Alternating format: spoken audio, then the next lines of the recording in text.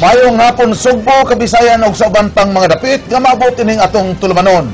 Ako si Frank Malilong Jr. Ihatod na mo ang mga nagunang impormasyon. Ako si Georgia Herrera. Georgia, mga kapatid, gisaulog nato karon ang adlaw sa mga Santos kon All Souls Day. Ugma pa ang adlaw sa mga kalag. Kini suma sa atong naandan nga tradisyon nga ato pang nasunod sa ginikanan sa atong mga ginikanan. Tinuod ka na, Frank. Mao nga mas gipahugtan sa kapulisan ang seguridad sa mga samang sa rehiyon. Apan atol sa pagsuroy-suroy sa hepe sa kapulisan sa PRO 7 kaganiha, nasutang ang hepe sa kapulisan sa Dakbayan sa Naga nasakpan nga absent. Ipaimbestigar kini sa Provincial Police Office kung nganong wala kini sa pwesto. Samtang ipatuman ang full alert status ang kapulisan. Chinky Barrio, Sugin Limi. Mga samang sa bagatang bahin sa probinsya sa Sugbo, mauna say gibisita sa mga kadagkuan sa Police Regional Office 7 kaganiha. Unang gisusi sa kapulisan, mo ang seguridad nga gipatuman sa St. Joseph the Workers Cemetery sa Barangay Tangke, Syudad sa Talisay. 60 ka mga pulis ang gipakatap sa 5 ka mga samang sa maong dakbayan. Apan na matikdan sa hepe sa PRO 7 nga kuwang ang Public Assistance Desk sa pulis nga mo'y mutabang sa publiko. Lagay din doon sa malapit sa church. At para hindi na lalabas pa yung kung meron mang concern yung mga dumadalaw sa mga puntod ng kanilang mga mahal sa buhay, meron na kagad pulis doon. Sunod nga gibisita ni Constantino mo ang Naga Catholic Cemetery din iyang nabantayan ang kakuwang sa mga PNP personnel nga mo'y mubantay matud pa sa 5 ka mga samang sa mong syudad. Lakip nga wala sa area ang mismong hepe sa Naga Police Station nga si Police Superintendent Eduardo Saavedra nga giingong tua sa kauluhan. Busa ipaimbestigar siya sa Provincial Director sa PNP. This is a major activity, so ako siyang pa-explain nun, no, sa iyang absence because pagkahumanunta sa iyahang hearing, immediately, kuha unta siya flight back home para matiman ang mga security preparations diri sa Naga. Apan sa pangkinatibukan, mato ni Constantino nga wa pay dagkong hitabo nga may kalambigitan sa adlaw sa mga Santos, bisan pa man sa mga nakumpiska nga mga ilimnong makahubog og mahait nga hinagiban.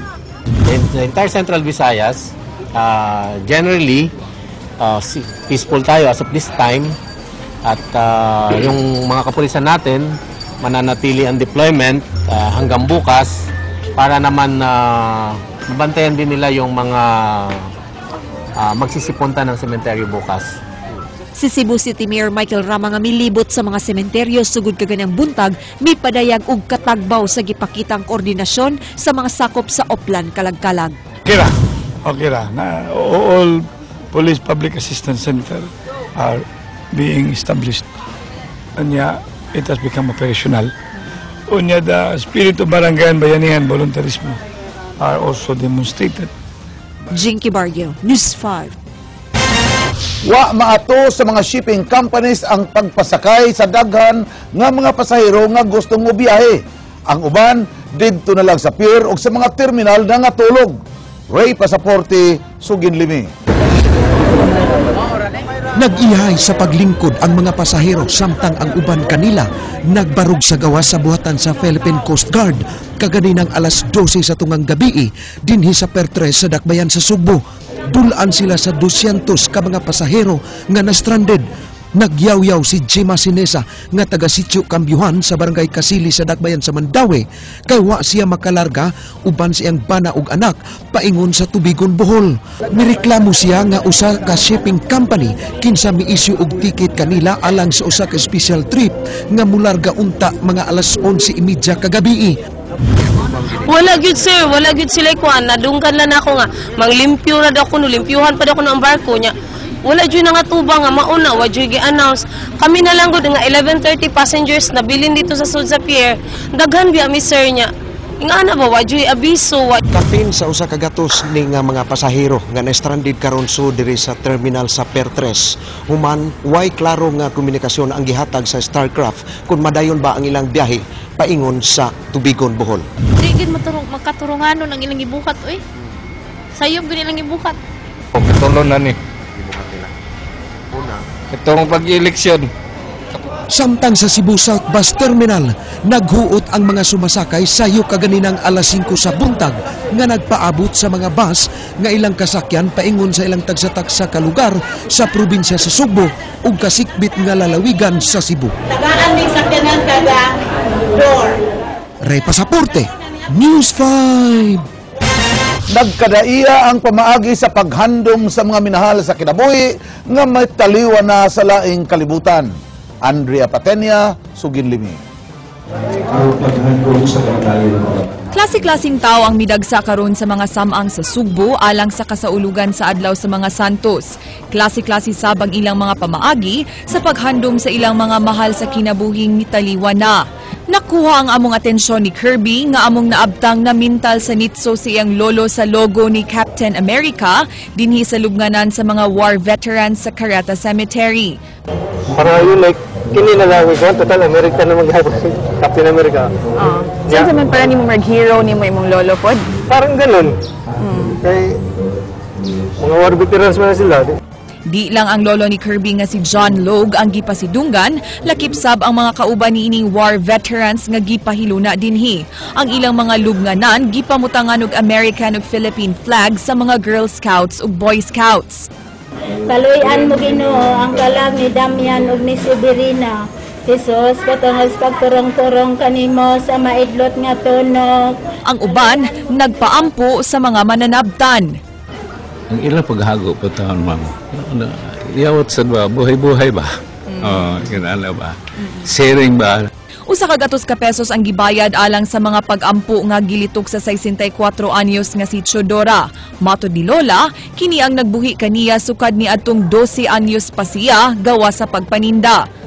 Pagtabang sa mga kalag, sa mga patay ba? Kaya mang bagpaampo ba? Siyempre, di mawagtang ang paghalad og mga buwak ug kandila. Dinhi sa Sempark Cemetery, pabunggahay ang mga floral arrangements kay kasagaran sa gipang lubong dinhi mga inilang taw. Instant family reunion sab ang maong kasaulugan, di inagsaw ang mga pamilya sa ilang lamiang mga bawn.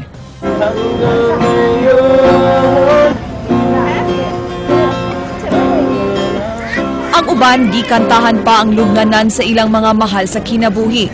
Kung unsa kabongga ang preparasyon sa Sempark, mausab ang kayano sa matang sa pagsaulog dinhi sa mga pampublikong samang. Ang pamilyang Peras, kandila lang ang gihalad kay wa sila'y ikapalit og buwak. Apan bahalag way buwak, basta dungan lang sa pag-ampo.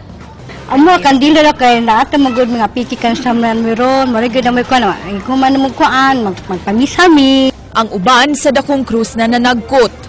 Nganong sa Dagong Cruz na lang ka na nagkotron? Tungkol kaya di ko kulit sa probinsya. Mo dagkot lang ko dari. Ang mga pamilyang insik sa Ludo Cemetery, duna sa ilang mga tradisyon.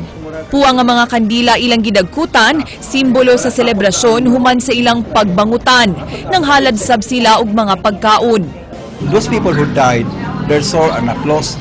Once in a while, they're allowed to come back to their living world and to visit their maybe relatives, and they will need food.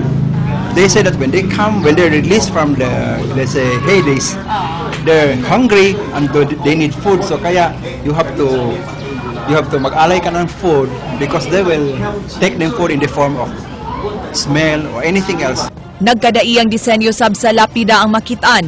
Dunay sosyal nga klase nga gawas nga adunay hulagway, gi-enclose pa og bildo. Dunay pink nga lapida ug dunay say gipang pilitan og stickers. Kining lapida sa mitaliwan nga artist, gihalaran og painting sa kilid. Dili importante ang gidaghanon sa mga kandila o ang gimahalon sa mga buwak nga atong ihalad ngadto sa mga nitso sa atong mga mahal sa kinabuhi nga mitaliwan na. Ang importante mao ang unod sa atong mga pag-ampo alang kanila ug ang pagbilin sa ilang mga tamis nga mga handumanan sa atong mga kasing-kasing. Andrea Patenya, News 5.